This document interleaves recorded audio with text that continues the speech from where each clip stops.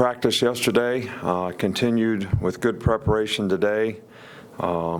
This is the kind of team that I think beats you with, or tries to beat you with, execution, good fundamental football.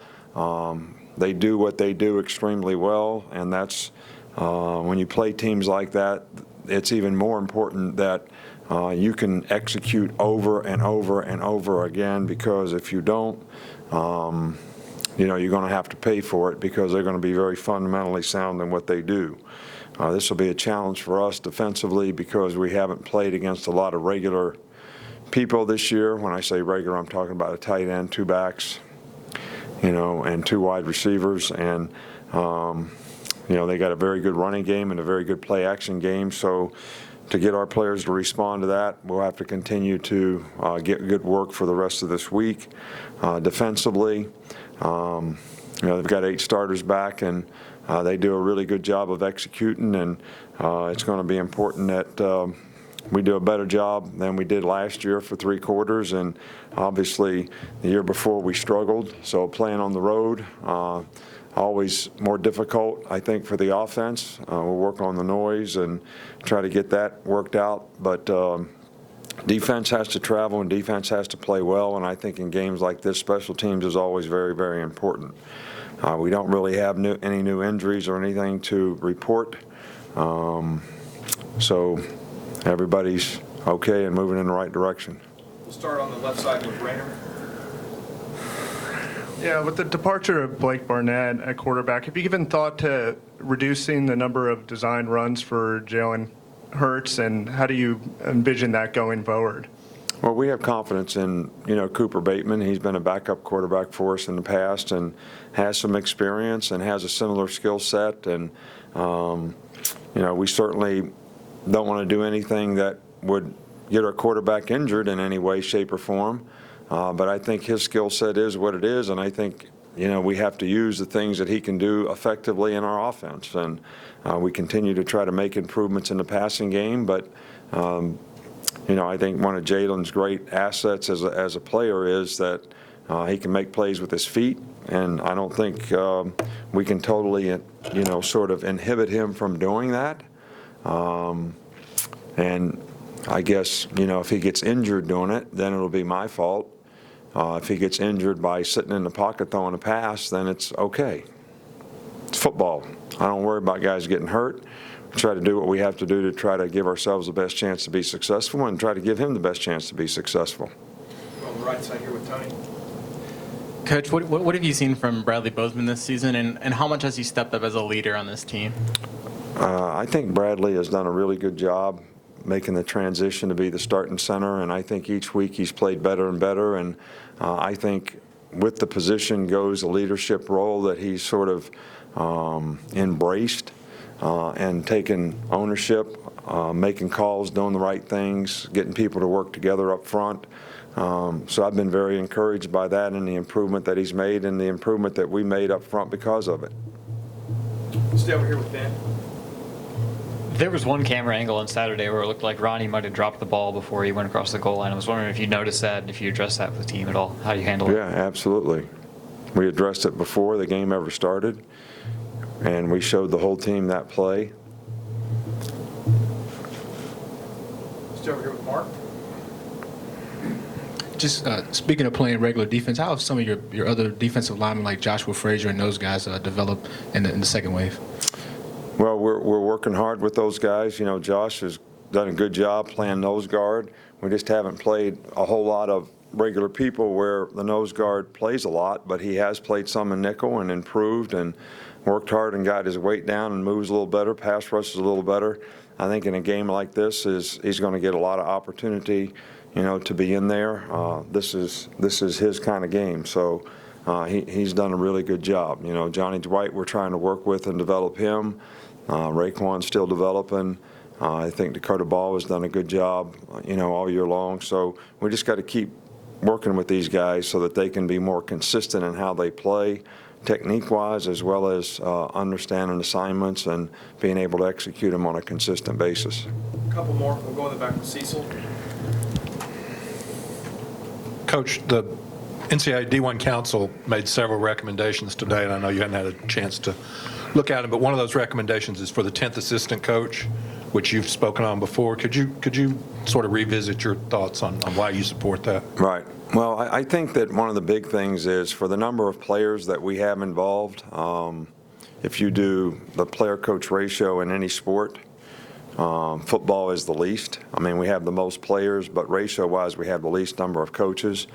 I think it's always difficult with 9 to break up your staff in a way that special teams has become a really important part of the game, and for a guy to try to coach a position and be the special teams coach is really, really difficult. So I've been an advocate so that we could have a special teams coach. I think it would help from a number standpoint in terms of ratio. And then, you'd have 5 coaches on offense and 4 on defense, and I think it's much more workable staff-wise if you have it that way. The one thing that I was informed of before we came in here is the proposal on early signing dates. I am absolutely positively against any kind of early signing date, especially a June signing date before a guy plays his senior year. If we want to have an early signing date after the season, then, I would be more for that. But we moved the recruiting calendar forward, which creates lots of issues and problems when it comes to not only evaluation of a guy as a player, but more importantly is evaluation of his character, what kind of person he is, what's his academic status, does he have his academic requirements up to his junior year, what's his test score. So you're trying to make decisions about, guys way ahead. I've always talked about football being a developmental game, and that doesn't give the guy that's a little bit of a late bloomer that maybe does a good job in maybe camp over the summer and has a really good senior season. There's going to be more and more guys sign early. We're going to have more and more guys visiting. We'll have guys visiting in the summer. I really don't get that. I mean, I really just don't get that. Just a follow-up to that point, would a guy like Josh Jacobs be on your team if you had 20 guys signed early? Probably not. All right, because we would probably be full, and that's what I'm talking about. And we would probably make some academic, character, and maybe evaluation mistakes because you don't even see a guy play in his senior season. And then the other thing from a high school coach's standpoint, I mean, what is really the guy's motivation to play, his and really work hard to get better for his team in his senior year? So I know that guys making commitments, doesn't necessarily mean a whole lot. I think we just kind of accept that and we keep recruiting. I think that whole early commitment thing is largely a thing that has been created by the attention that players get from a media standpoint. And, I think it is what it is. But ultimately, every player should have the opportunity to make official visits, to develop relationships. Now you're doing that earlier and earlier and earlier, which I just don't. I don't see it. I mean, I agree with Urban Meyer on this one. He wrote like a 3-page scenario of why we would want to do this, and I'm in 100% agreement with what his assessments are. We'll finish up here with Alex.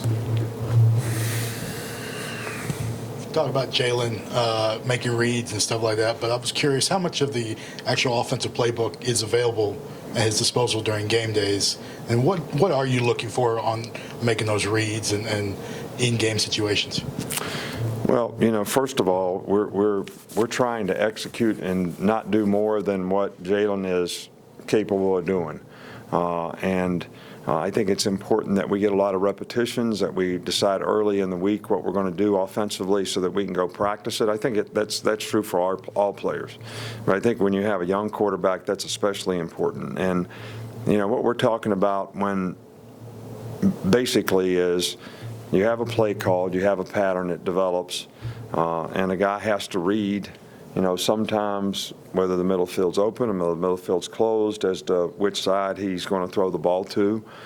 So that's one of the things we think about. And, other times you're just trying to limit the part of the field that he's going to throw the ball to, and he's reading some kind of a high-low, which is a little bit easier for him to do. So he's a very bright guy. I think he gets it. He just needs, turns so that he can get the kind of experience to feel comfortable and confident in doing this, sort of that same old over and over and over thing that really, everybody thinks you practice something to get it right. You really practice it until you can't get it wrong. There's a difference in that. One more real quick one here. I apologize, I missed it. Michael? Just ask about Eddie Jackson. As a senior in high school, he had a pretty good year as a receiver. Did it take much convincing to get him to try to play defensive back in college? No, I don't know what Eddie would say if you would ask him, but Eddie's always done pretty much whatever we've asked him to do. He played corner to start with, and then we asked him to move to safety because we needed him to play safety, and he went right in there and never said a word and just did a good job, learned how to do it, and it's turned out, pretty good to be a pretty good move for him and been a really good player for us and also a good leader. So, we kind of recruited him with the idea that he'd be a defensive back, and I think he kind of came here with that idea. I think everybody in high school likes playing offense, likes scoring touchdowns, likes catching passes, and, largely because most of you guys write about that more than you write about somebody who plays defense. Thanks, Coach.